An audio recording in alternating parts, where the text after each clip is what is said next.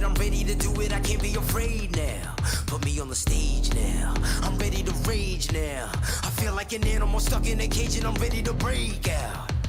My time, none of you people can tell me to stop. This time, like the last time, you better get ready to race to the top. I'm ready to do this, show you what the truth is. I step on the field, it's time to get real, I'm feeling so ruthless. My time, none of you people can tell me to stop. Lower the lights down, hand over my crown, hand over my heart. I do this for my town, I do this for my crowd. So turn me up real loud. My time, none of you people can tell me to stop. Yeah. So what are you afraid of? Those feelings are made of. Get in the game, your moment of fame, show them what you made of. It's time that we stand up, it's time that we man up. For anyone asking who is the best, we putting our hands up. My time, nothing can keep me from reaching the top. This time, like the last time, I'm moving so fast, I'm ready to ride. I'm ready to throw down, it's time for the showdown. I'm ready to rise, don't be surprised, I'll take on the world now. My time, none of you people can tell me to stop. Lower the lights down, hand over my crown, hand over my heart. I do this for my town, I do this for my crowd. So turn me up real loud. My time, none of you people can tell me to stop. My time, none of you people can tell me to stop. My town, my crown, we know what it takes to be reaching the top. We're reaching the top, we're reaching the top. We know what it takes to be reaching the top. My time.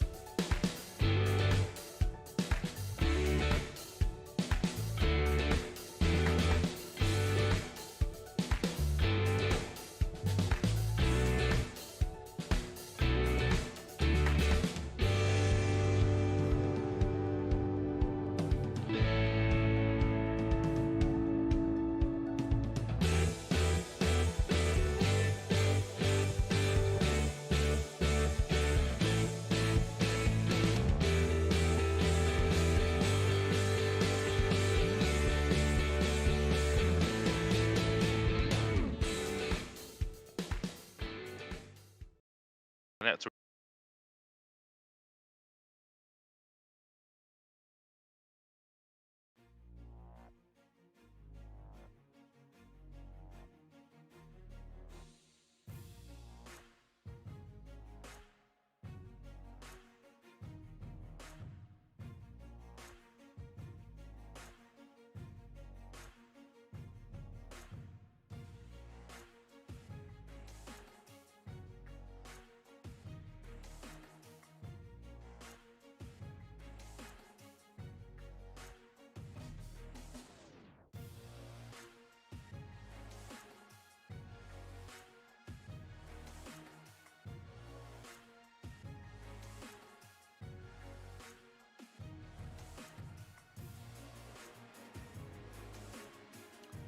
Good afternoon, everybody. Welcome to Apex Racing TV for another round of the Radical Cup iRacing Invitational. We're here at Mid-Ohio in the United States. Andrew Woodhouse and Tom Drewer with you on commentary, with Scott Newton on the cameras.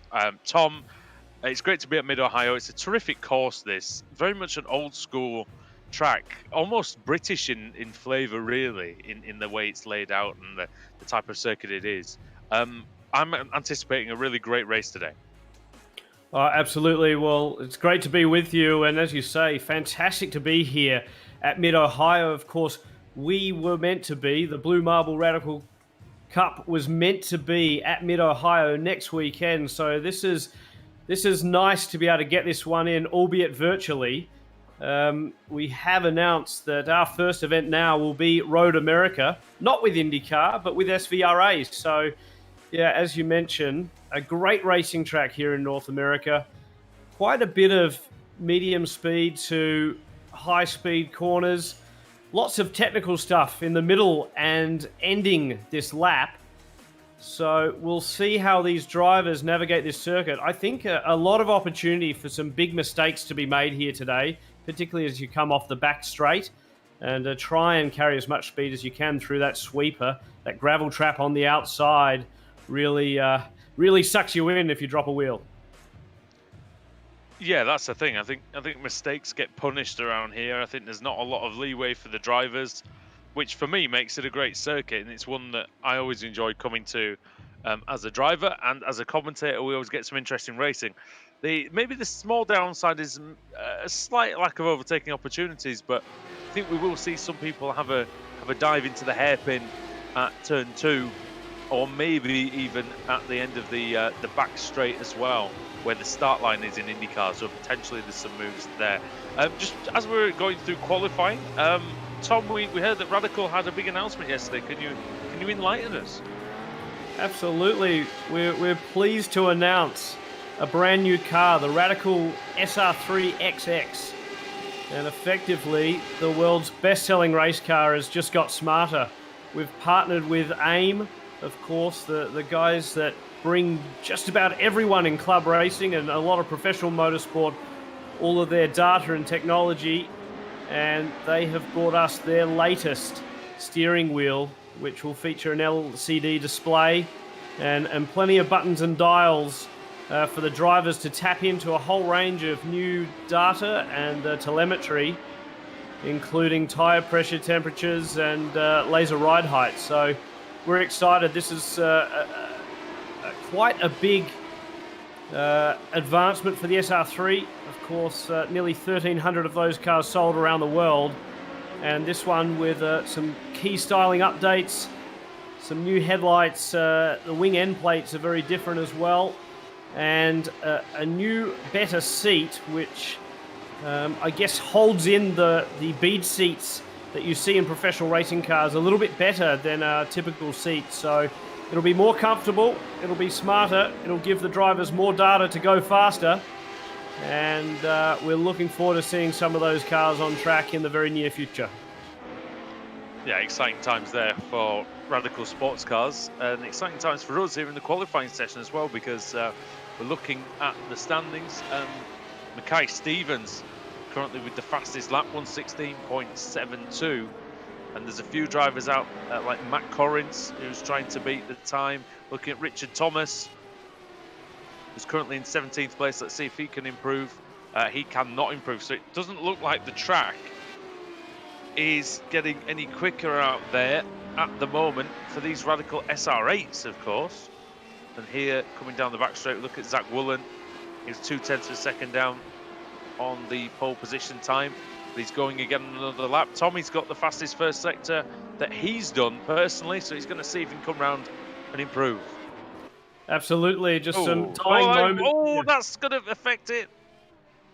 Yeah, that will indeed. The dying moments of qualifying, and the classic SR8 that we see on iRacing here. Just a spin there. So Mackay Stevens looks like he's done it. A local. Fantastic to see. He's a member of Autobahn Country Club, one of the Radical instructors out there with Team Stradale, and done a fantastic job. So it's great to see a new name on top of the charts. What I was going to mention before is next week, part of this launch of the XX, we will actually be on R Factor and we'll have a virtual tour of the XX. So that's exciting stuff. Check out our YouTube and social media channels for more on that. But right now, exciting for Mackay Stevens, Zachary Woolen, and Daniel Morad making amends for a bit of a rough trip up to Canada in his home race last weekend, third on the grid. Yeah, it didn't go particularly well for him last time out, but he was hoping for better this time. He starts third ahead of David Jarvis, Premislav Pianazek in fifth, still Stankin sixth, Paul Crabb seventh, Paul Crabb who took the win in Canada. Matt Anderson eighth, Matt Corrins in ninth, who got very, very close to taking it. Horatio Brown in 10th, Mark Tranter 11th, Alex Ellis in 12th, 13th will be Darrell Taylor, Andy Kutcher in 14th, Tom Nuxall 15th, then it's Tom Mills and Richard Thomas in 17th. Ben Island 18th ahead of Jerome Desadlier, then it's Nathan Jones, then John Fowle. Keith Carter is in 22nd place, and the rest of the grid will scroll through on your screen. The reason why, I just want to get a quick word, if we can get a quick word, Tom, with Mark Tranter. He's sat on the grid. Yeah, Mark, can can you if hear you us? can. Hello, yeah, I can hear you.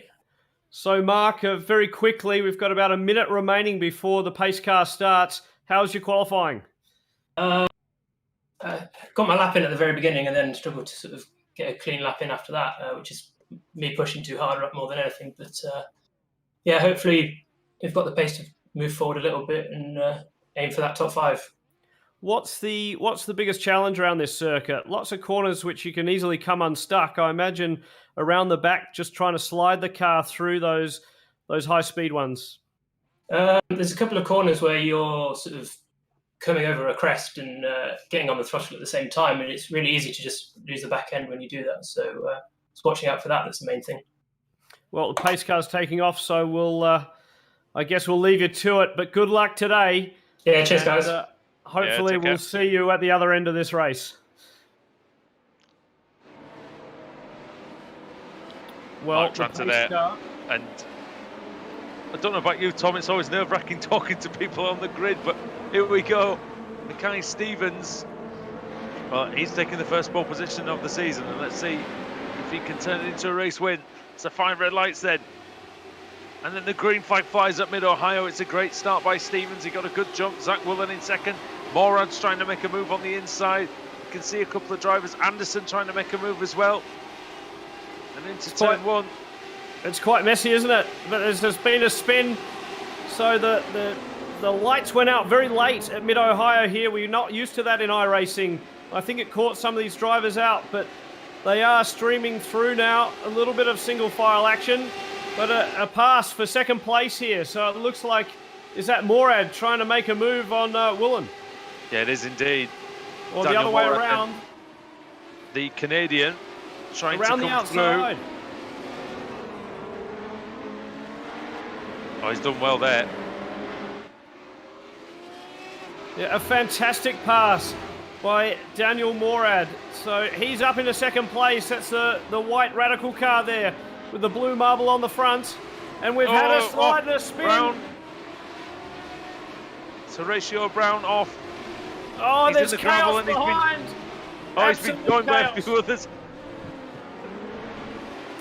So the Jamaican off the track, and Mark Tranter sort of managed to clear all of that drama. He made it through. So the man we were talking on the grid is up there in the top 10 in 9th position at the moment. Matt Anderson, the Australian, who's 10th. And behind them, some chaos in this field. Lots of cars around this extremely tight, twisty circuit. You saw Brown. He was sort of off at the side of the track on the grass, patiently waiting to see if he could come back on. Then he saw cars crashing in these mirrors, and he thought, "Oh God, I best get on with this and try and get back on." And then he immediately scarpered back onto the track. So he's still running. Horatio Brown, just quite a way down the order. I think in the 30s. Up the inside then for Woolen on trying to repass Morad, I believe, into the back end of the circuit, and he is still ahead of Morad then. And we're looking at Anderson now. So up front, Mackay Stevens doing a tremendous job. He is streaming away in the lead of this motor race. A fantastic start. Oh, wow, yeah, big lead for Stevens. Got a really good job, but that's what happens when the two behind battle.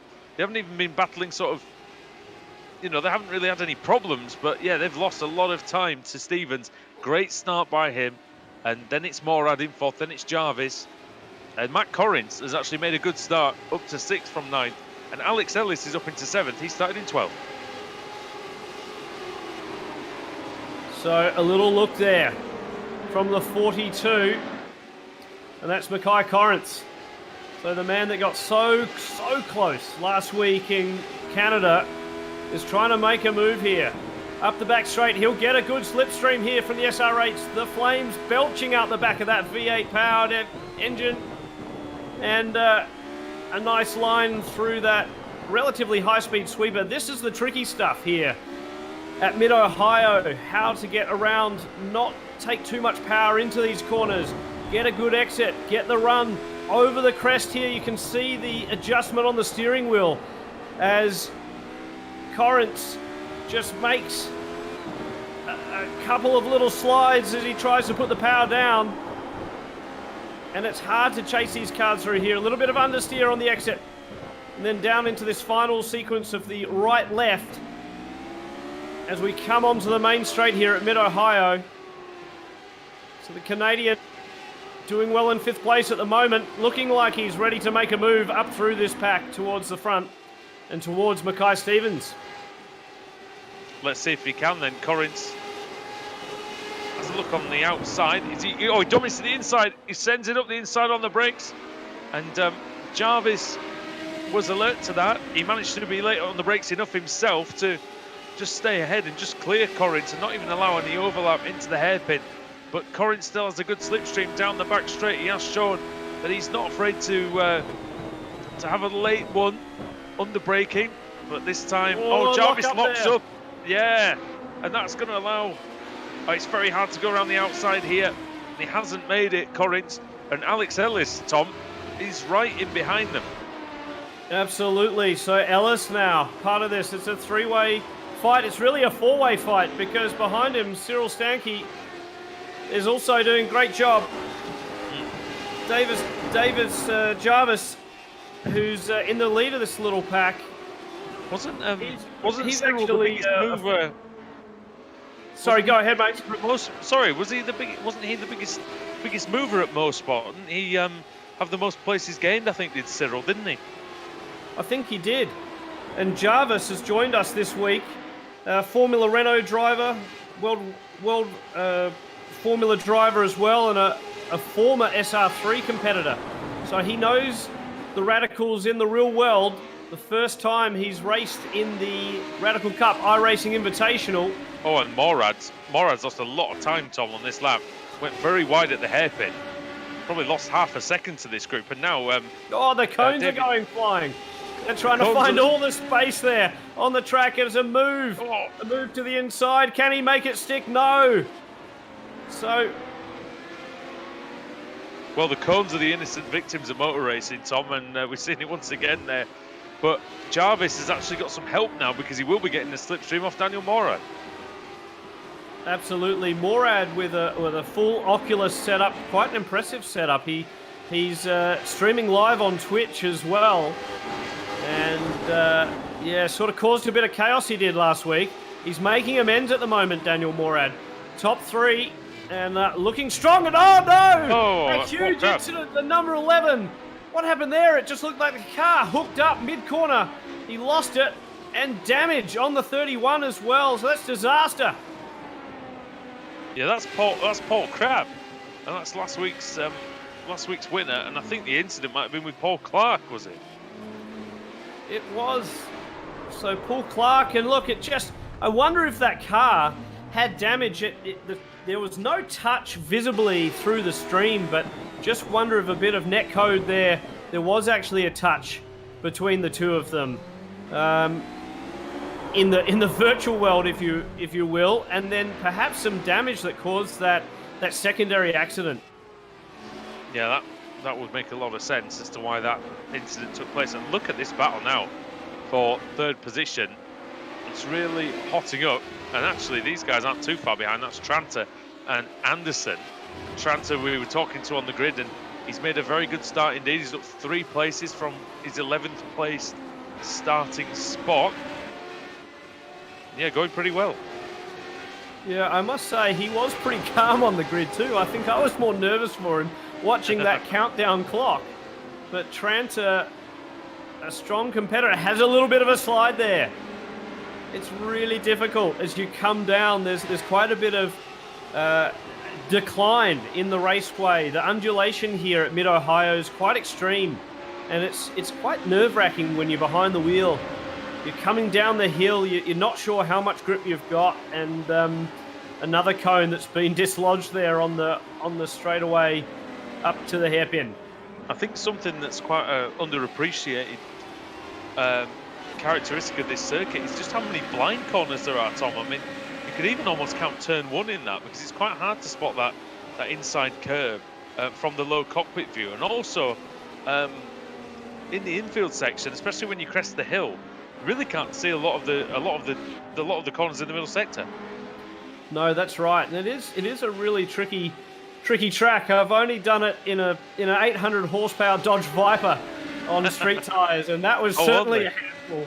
But I imagine it's possibly more of a handful on these iRacing SR8s. Of course, the classic variant of the SR8 here in iRacing, and there's Kamari Odom. That's right. I'm just watching on board with David Jarvis at the moment, and a couple of moments for the cars in front, and a pass for Jarvis now into turn 1. They're almost 3 wide. Unbelievable. Are they going to make it stick? Yes, they are. Gee, they're going to go 4 wide if we're not careful down the short chute here into the hairpin, and jostling for position around the outside again. 42. So spectacular. Mackenzie Corrance in the thick of things here and not giving in at all. That was tremendous stuff. Going through turn 1, I never thought in my wildest dreams I'd ever see, or nightmares maybe, that I'd ever see 3 wide in that corner, but we've seen it today. And Jarvis is still managing to stay ahead of this group. Morad has gained a bit of time on this lot. There's a car off, a slow car off to the side, and it's a lapped car, possibly Chris Short, but coming through that right-hander over the crest, which is very difficult to spot. Ned, this left-hander is brilliant. You can barely see it. You just got to aim for the curve on the inside, hope that you don't run too wide, and then be very tidy and have some nice rotation through the second to last corner, because you need a good exit onto the straight, Tom, and that is a terrific section of the track. Absolutely, and you can see there the patches in the tarmac. In fact, they're sort of key patches around this circuit, because that's where you're looking to put your outside wheel. That's where the grip is. And again, look at this amazing racing. I think Cyril Stankey is just holding back a little bit, just watching this fight in front, thinking, can I wait for the incident to happen in front of me and that track to sort of open up? But, look at that, nearly 150 miles an hour. In fact, just touching 150 miles an hour before they brake for the infield section. Hard on the brakes for Jarvis. A little touch. Yeah, Corrins just into the back of him, just nibbled at him, going into the slow corner. But still ahead is Jarvis. Corrins and Ellis now almost going side by side through the infield, but it's very much one line through this part of the track. You won't get anybody making a silly move really here. No braking areas to speak of, but some fantastic action here. And for those at home who maybe didn't understand what Tom was saying, those darker patches of tarmac, that's newer tarmac. So it's naturally a little bit smoother, a little bit grippier than some of the other parts, and Corrins went wide there in the final corner, Tom. And there goes Alex Ellis up into 5th. Yeah, so a little bit of a mistake and capitalising Alex Ellis. So the top 5 now, Mackay Stevens from Zach Woolen, Daniel Morad, David Jarvis, look and at Alex this traffic. Ellis. Oh, Corrins! Corrins throws it up the inside on Stanky. Try and keep that position. There is so much traffic out there on the track today, Tom. We saw what havoc it played at Motorsport. I wonder what it's going to do today. Yeah, I mean, look, that's the challenge we've got. Obviously, a lot of very versed, extremely talented iRacers and guys coming into the series to try their luck for the first time. It's fantastic to have so much competition, so many competitors from all around the world. We've got just about... Oh, and there's someone's been sent into the barriers there. So I was just watching on board with Cyril, and someone up ahead, perhaps one of those back markers, getting in the way, and the front runners having none of that. They just want to get a move on, get things going, and get through the pack. So, yeah, I as I was saying, that so many drivers from all around the world and all of Radical's real-world championships. And it's Nuxol, Tom, who gets sent into the... That's a shame. To him. Oh, there he goes. He just lost it by himself. Yeah. So Nuxol from California just lost it over the rise there. Oh, now Corrins was on the outside of Jarvis going into the hairpin. And Ellis is ahead of Jarvis, up into P4 for him. And now Corrins is having a look at Jarvis. Is very much I think the cork in the bottle here. Might have even been a little touch going down the straight, but both managed to survive it. Corrins very late on the brakes and positions his car nicely into the slow section and takes 5th place away from David Jarvis. So Morad will be no doubt watching his mirrors, looking at this battle unfolding behind him, trying to keep it clean, just trying his best to hit his marks. Oh no, there's been a huge incident. The 29. So that's David Jarvis. He's got huge amounts of damage. The other car involved doesn't look too bad though, does it? So the 99 of Cyril Stanke, he was the one who was sort of back there biding his time. They've come together. It looked like Jarvis effectively out of this motor race. It looked like he didn't anticipate. It looked like Jarvis was quite slow in the middle of the corner. It looked like Cyril didn't really anticipate the closing speed. Just went right into the back of him and ends up spinning him off, unfortunately. And quite a lot of damage for Jarvis, sadly.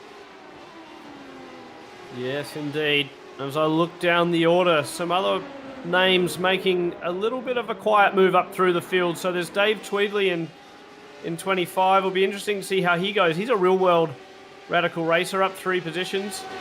We had Joe Nuxol has come up a long way, Tom's brother. But there's a few movers and shakers, isn't there? Yeah, sorry about that, Tom. Well, Dave Tweedley's in Gulf Racing colours for me, which looks spectacular on this car. And yeah, really looking good there for Dave. Oh, but he's under a lot of pressure, and that's decidedly in all kinds of out of shape, I think, as he tries to fend off Austin Riley, who's up from 31st on the grid.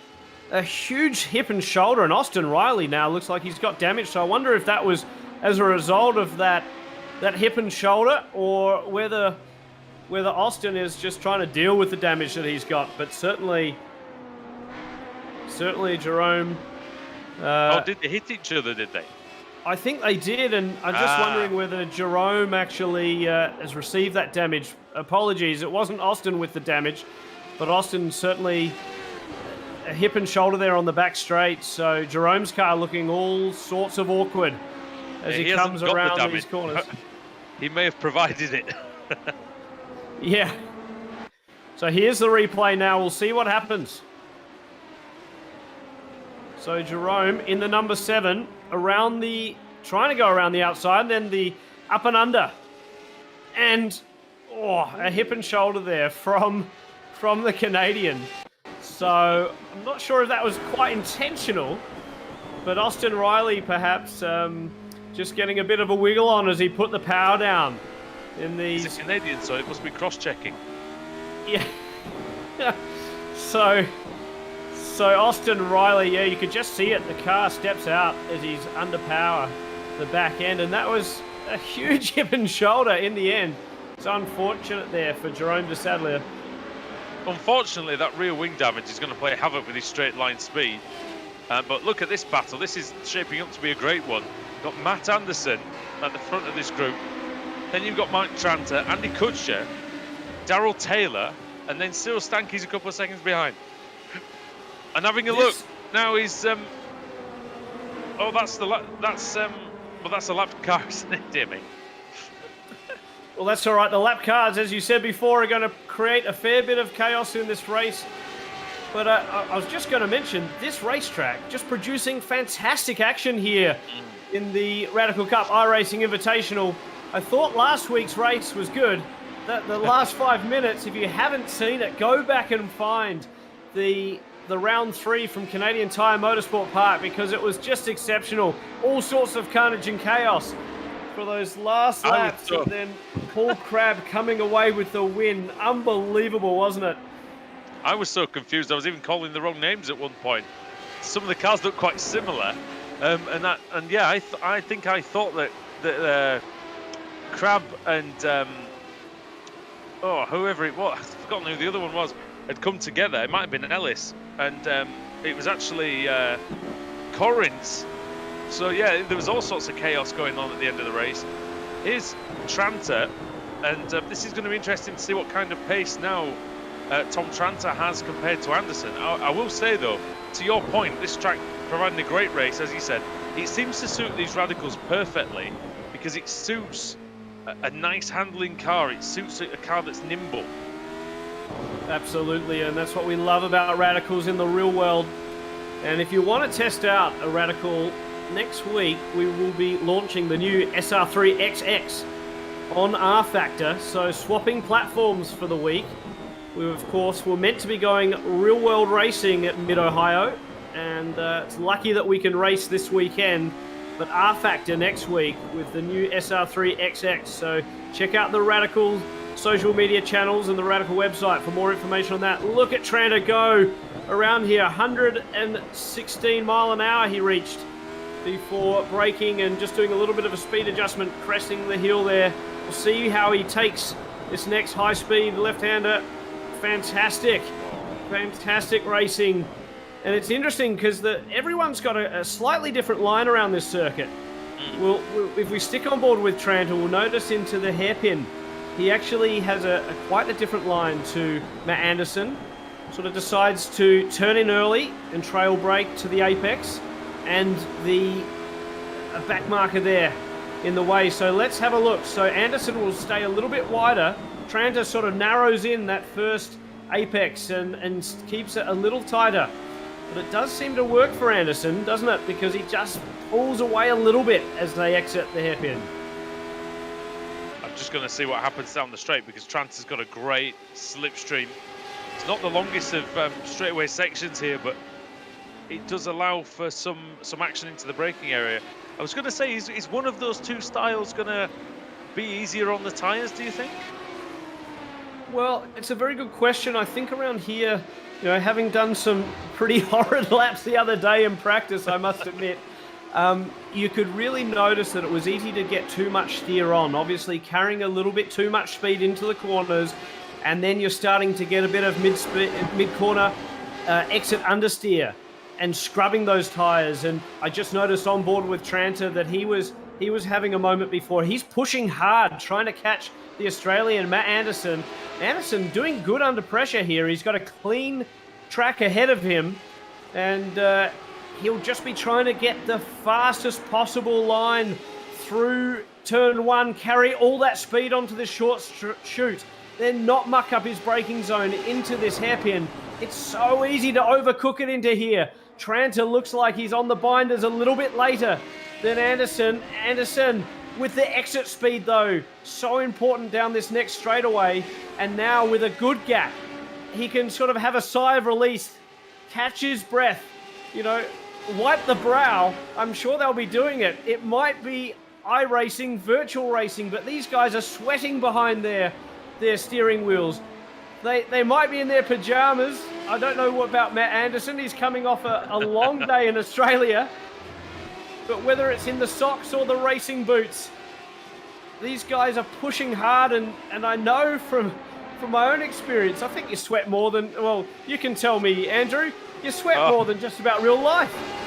I think I've come out of real races less sweaty than after an iRacing race. Yeah, I did 100 laps of round goes Kutscher from 9th place.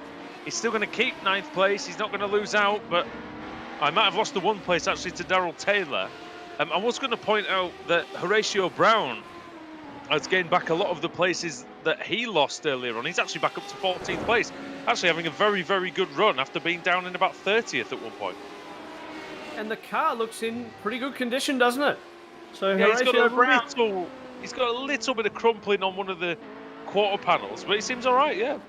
Yeah, so Horatio Brown from Jamaica back up into 14th at the moment. And I was going to give you a little bit of a tidbit on Andy Kutscher. He's been spotting for John Hansen, who was in the top 5 last week. John Hansen been doing extremely well. In fact, Hansen was extremely quick in last night's pre-qualifying, but couldn't make the race today. He's a doctor, and he's in the hospital today. He said he would be hoping to watch this broadcast, so shout out to John Hansen. I don't know if we're in your ears as you scrub up or something like that, but... I was going to say, if he's a surgeon, he's probably got it on in the background during the operation. That's it. But in any Don't event... accidentally drop anything into the patient while you're listening, John. But in any event, Andy Kutscher, his spotter, doing a great job inside the top 10. He's a bit of a gun around this circuit. And although he just had a momentary crack under pressure there before, I expect we'll see him come up, storm back up inside. Perhaps we'll gun for him to be inside the top 5 before this race ends. We've had...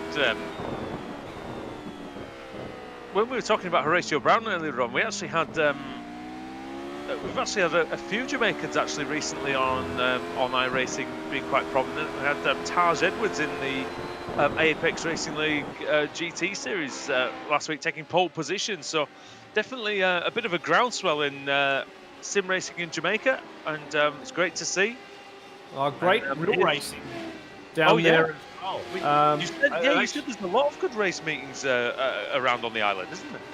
Yeah, Jamaica and all the Caribbean. In fact, we have the Caribbean Racing Series for the Radical SR3. But Jamaica, I was lucky enough to take an SR3 around one of the circuits there, and it's almost like a Monaco set into the hillside. There's absolutely no room for error. And just awesome racing with all sorts of machinery, including DTM cars. And Kyle Gregg, sponsored by Texaco, he runs one of our Spyders, so the twin turbo Spyder down there in Jamaica. And great to see, he was out here a couple of weeks ago in the series. I'm sure we'll see him again. But yeah, big shout out to everyone in Jamaica and from Dover Raceway as well. You can watch a little bit about that racetrack and the racing down there if you check out Dinner with Racers, which is Ryan Eversley's podcast, and that's been made into a series. So yeah, the league, I was going to say, we were covering it at one point, I think. So let's pick up Mackay Stevens now. He's still in the lead, but the gap, I think, has started to reduce, hasn't it? Zach Woolen looking pretty solid behind him.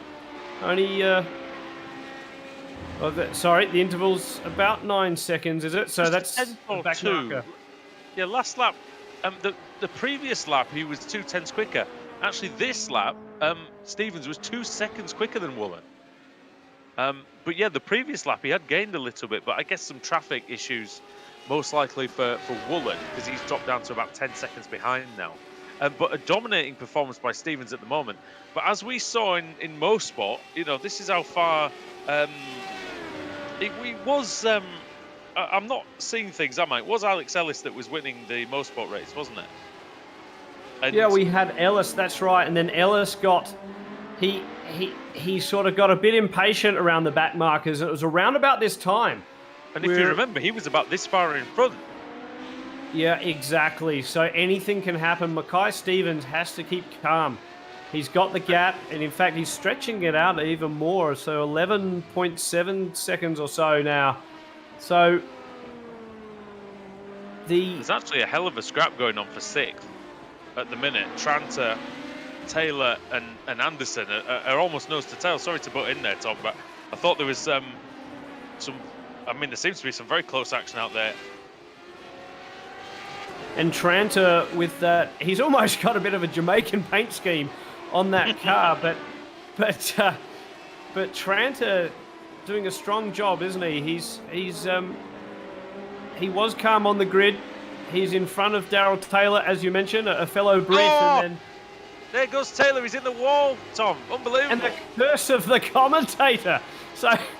So Taylor, he's lost a few positions there, and who's that in the that paint scheme, the classic John Player special scheme back there? It's Nathan Jones, I think. Nathan Jones just in front of him. So Nathan with the red stripe in the middle. So good to see our tech. Of course, he helps us out with the fixed setups here for the iRacing, and they've been. Oh, and that's Riley. Oh, that was Nathan Brumby's sending it, I think, and it's not working out. Oh, and off goes Riley. Yeah, so Riley with damage, I think, and he's. So it's all starting to unfold again here, unravel for some of these drivers as we come into the final minutes of this race. And of course, if you've ever seen any accidents there, which we all have, you can almost very easily end up on the other side of the course in the traffic if you're not careful. If you fly off a bit further, if Austin Riley had gone any further, he would have ended up on the other straight. So that's a bit treacherous. But I was going to point out that. I can't remember what I was going to point out now, but that's all right. Well, we've got Paul Crabb here in car 15, and he's looking extremely racy on the 31. So, well, actually, as I say that, I think it was the backmarker looking extremely racy on Paul Crabb, as perhaps Paul Crabb went up through the field there. So he's down in 15th. Horatio Brown in front of him. Keith Carter in 12th. Ben Ireland, we haven't mentioned him much. He's in 11th, just outside of the top 10. Daryl Taylor in 10th. I've just remembered what I was going to say. When Taylor went off, he hit the wall, I think, but he didn't seem to sustain any damage. So he seemed like he got away with that. Yeah, he did, didn't he? And it's funny how the cars seem to, I guess if you just hit at the right angle, the damage model on iRacing forgives you. Sometimes I think it's a little excessive. You know, one of the great things about Radicals is they still use a fiberglass shell and the shape of them as well. You can kind of do a bit of a side glance or a glancing blow, and you tend to get away with it. We don't encourage rubbing in our racing, but certainly if that happens, you do tend to live to fight another day. And we're on board now with Daryl Taylor. Fantastic paint job on the on his helmet there. So what happens? He just loses it out of the final corner. And gets hit the wall. Gets close, but the gravel trap saves him. Yeah, the gravel trap doing its job there, quite impressively actually. And Taylor then saved. It looked like he hit the wall because he disappeared from shot a little bit. So, yeah, he actually managed to get away with that. So that's pretty good for him. Kutcher is still 7th. And then it's Anderson, Stanky then. So all these guys in sort of 7th, 8th, 9th and 10th. As car 2 is Round, Nuxall, and Joe Nuxall. But yeah, all these guys in the low reaches of the top 10, Tom, they've had a bit scrappy races, really, but they're still fighting. Absolutely. Oh, Tranter! Tranter's around. Oh, that's an absolute disaster for Mark Tranter. He's back going again, but he's fallen down the order, so here's the replay. Oh, he's coming to the pits, in fact. So is it damage for Tranter?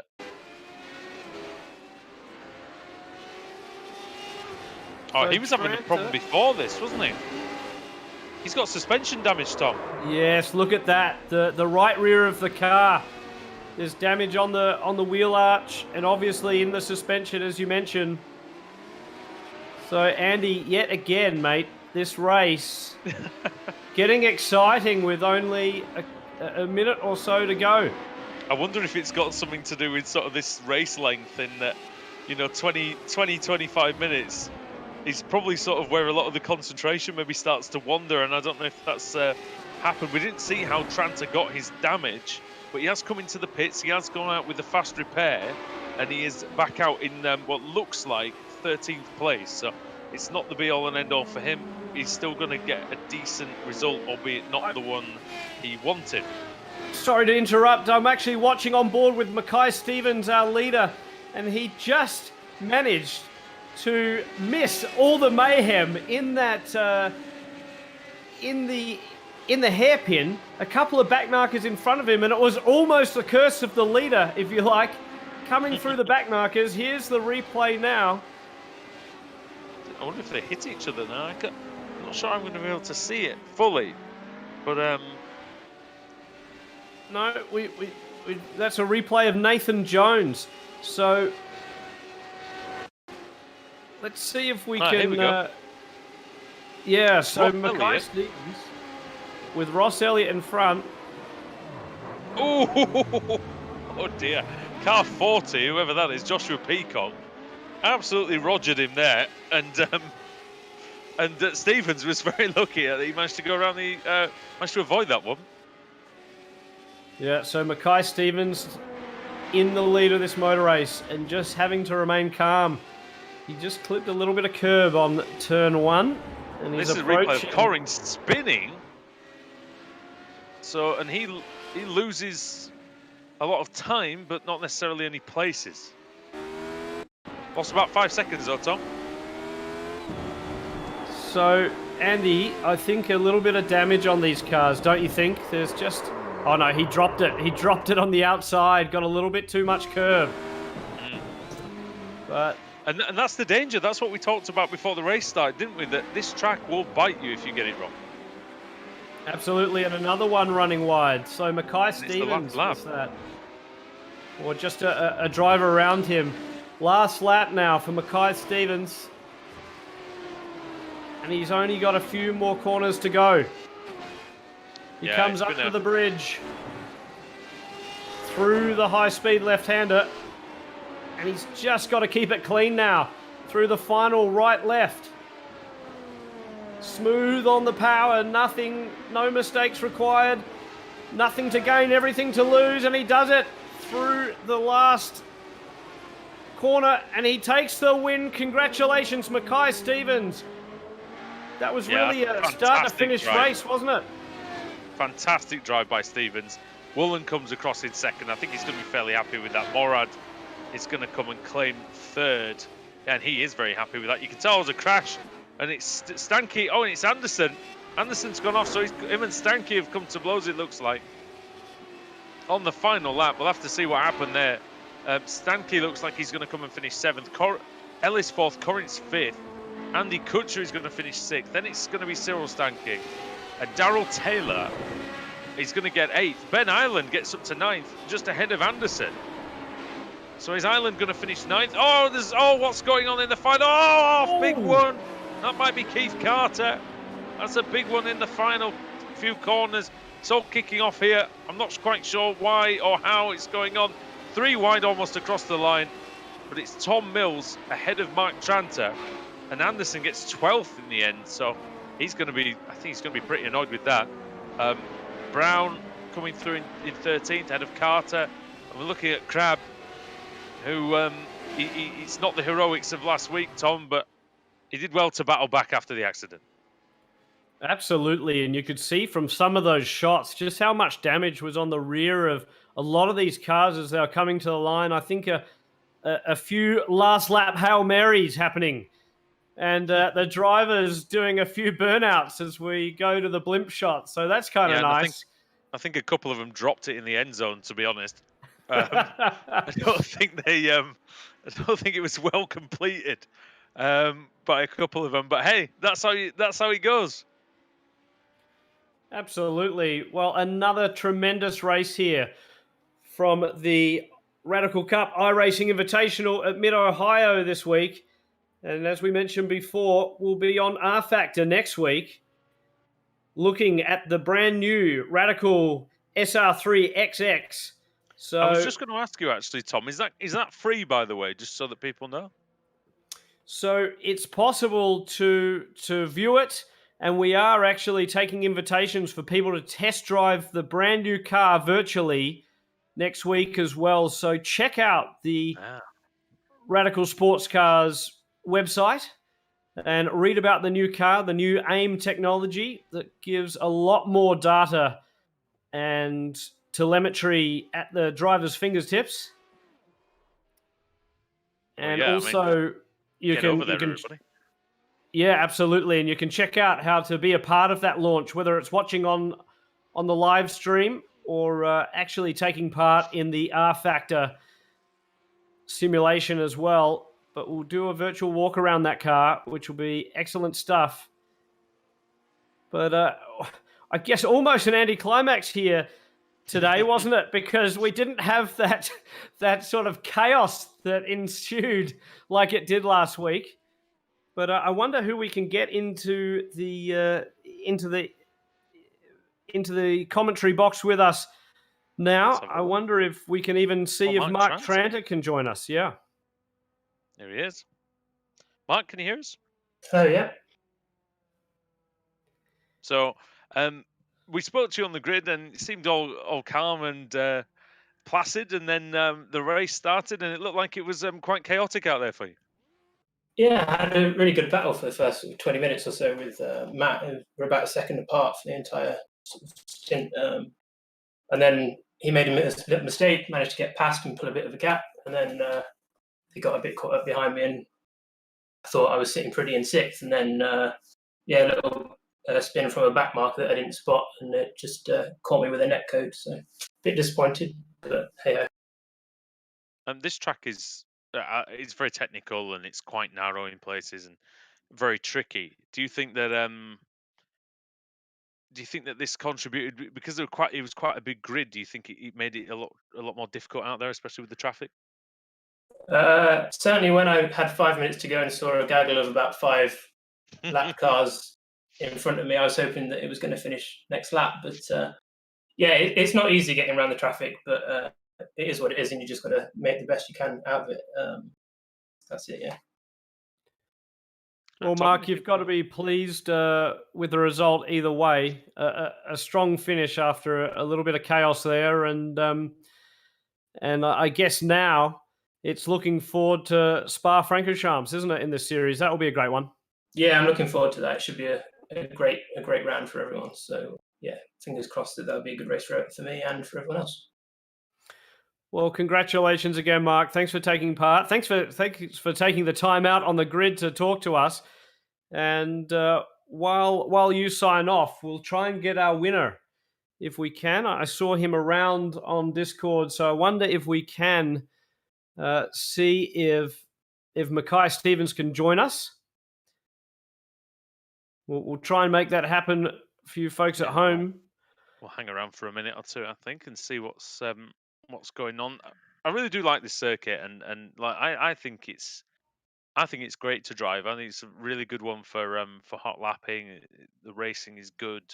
Like I said, I think it suits the car, and I think when you get that combination, you get some really good stuff. I mean, we had some really close stuff, didn't we, Tom, between sort of third down to seventh for quite some time in that one.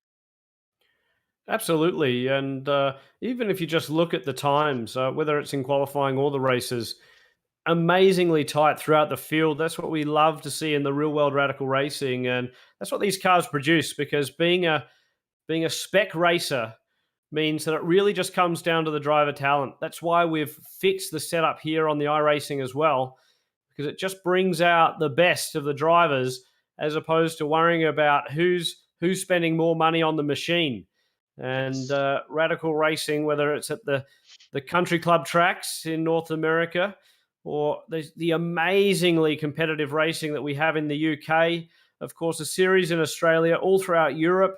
Asia is coming on strong with our series down there as well. And we mentioned the Caribbean. So all around the world, you can get behind the wheel of a Radical sports car, even if you haven't raced a real race car before, even if you haven't driven before. It's amazing. But David Hannemer Hansen, who of course has won Le Mans, started his driving, and I'm not talking racing, literally the first time he was behind the wheel of anything was a Radical out at Autobahn Country Club. So it just goes to show you can start in a Radical, and whether it's David Hannemer Hansen or John Faub, make your way all the way to Le Mans. And we'll certainly be rooting on for John Faub later in the year as he takes on Lasarth. But I can't see if we've got anyone else in the interview waiting room. I'll tell you what, Andy, while we wait, if we wait for see if anybody else wants to come and join us, I can read out the results for you of this one. I think we can do that. So Mackay Stevens with the win, 12.5 seconds clear of Zach Woolen. Daniel Morad in third, and fourth for Alex Ellis. Matt Corrins got fifth in the end after a great battle in that pack. Andy Kutcher sixth, Cyril Stanker in seventh, and Darrell Taylor eighth. Ninth for Ben Ireland, ahead of Tom Mills, who just beat Mark Trance to the line by just half a tenth of a second. Matt Anderson in 12th, ahead of Horatio Brown. We saw him off on the first lap, but then recovered very well indeed from about the 30th place. Keith Carter in 14th. That's the Canadian Keith Carter for those keeping score at home. Paul Crabb in 15th. 16th for Joshua Peacock. He was one lap down. Then the rest of the cars were one lap down. Kamari Odom, 17th. JJ Aston in 18th. 19th for Jerome de Sadalier. And then 20th for Dave Tweedley. Nate Smith was 21st, ahead of Chris Shaw. And Ross Elliott 23rd. 24th, Paul Clark. Gerard Watzinger, 25th. Then Nathan Jones, 26th. John Nutsall, 27th. And then Brendan Wright, 28th. 29th was Tom Nuxall. And then Jan Sotelo in 30th. Austin Riley, 31st. Nathan Bromby, 32nd. 33rd was Ross Lundberg, head of Jan Osterlo. And John Faub, 35th. David Jarvis, 36th. Drew Altman, 37th. American Keith Carter in 38th. Head of Premislav Pianasic. And then Ari Leindyke, Richard Thomas, and Jacek Zielonska. And Tom, there's some big names who ended up coming to grief quite early on, especially Pianazic and Thomas, I would say.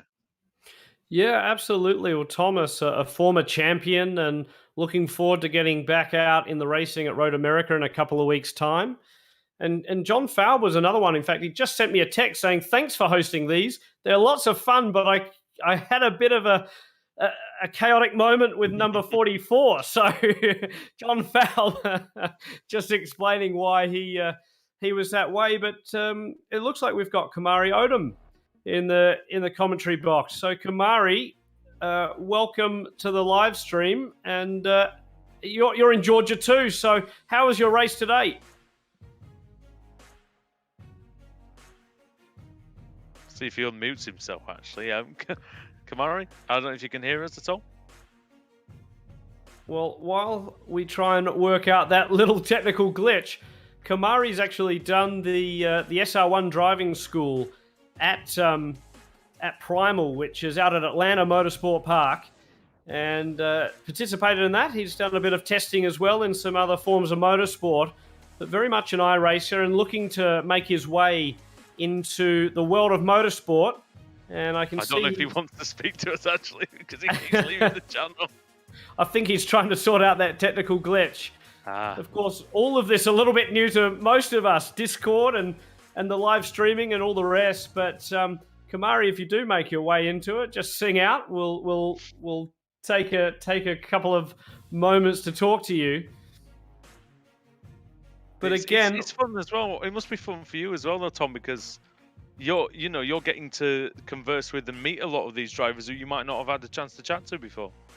Oh, that's right. I mean, this has been a fantastic way to get drivers, again, from all around the world competing. And it's great to see the iRacers that are so passionate about the Radical cars in the virtual world actually take on some of the drivers that are genuinely the best at what they do in the real world. And so it is fantastic. We've seen guys that, like Alex Ellis and Daniel Morad, guys that that are at the pointy end of real world racing fields, taking on the best of, you know, the likes of Zachary Woolen and the others. So it's just tremendous to see. And then I think for a lot of these guys, it's just bragging rights as well. Of course, Mackay Stevens, an instructor out of Autobahn, you can sort of tell that that's a good patch to wear for the next few months as he takes clients on at Autobahn. Well, hey, I'm not too bad in the virtual world, and I'm pretty damn good in the real world as well. Well, I always think that when we've had a lot of experience of this over the past sort of several weeks and months, and I think real world drivers, when they come into the sim initially, they're a tiny bit slower than say most of the sim drivers, but eventually they all equalize out in pace because, you know, their natural talent will win through and will end up making them competitive. And we've seen it with the likes of Jensen Button in some of the series that are broadcast on other channels that should not be named, where he comes in and, you know, does exceptionally well just because he's that damn good. Well, that's right, and I think a lot of it comes down to a little bit of muscle memory. Of course, in a real car, you develop a sense for the brakes, and you have that the feeling through your bum, through the seat, and you're strapped into this thing. So all of a sudden, particularly if you're not using a very expensive rig, you've got different sensory inputs. It's the sound in iRacing that's so critical. You can hear if the brakes are locking up, not see if that smoke is coming up, or feel the difference in the rate of deceleration in a real race car. So there's different things to pick up and just learn. And whilst I'm personally struggling a lot, I can see that a lot of our real world racers are doing a tremendous job. And it's interesting to see, of course, a lot of the guys using iRacing and using these platforms, whether it's rFactor, iRacing, Assetto Course, to hone in, to learn the tracks, because they are so realistic, and it gives the drivers a lot of experience before they jump into the real world. And we'll see the transition there in a couple of weeks' time. Of course, Spa-Francorchamps next after a week's break. And then our final round of the 6-round championship will be at Road America before we go to the real Road America. And it'll be interesting to see the likes of Dave Tweedley, because he's won at Road America. How will he do in the virtual world versus in the real world the next week, where he'll be running up the front? Well, indeed. And hopefully we might be able to get Kamari in now, and we'll see if we can get Mr. Odom to talk to us. Believe. There we go. Can you hear us, Kamari? Okay, here we go. Hey. There we go. So, well, sorry, Tom. No, go. Look, I was just going to say, Kamari, you're also sitting somewhere in Georgia, I believe, and you've been out to Primal at the racing school at Atlanta Motorsport Park. So you've driven a Radical in real life, but now an SR8 in the virtual world. Oh, I love it. I'm really just trying to get used to the car. I've tested it a couple times when I first started iRacing, but really just being competitive and trying to get quicker in it. It's always fun trying to turn each and every lap. And Kamari, just tell us a little bit about yourself, because you're wanting to make it big in the world of motorsport. So what's next for you, and what have you got planned for this year once we get a green flag, if you will, on the racing?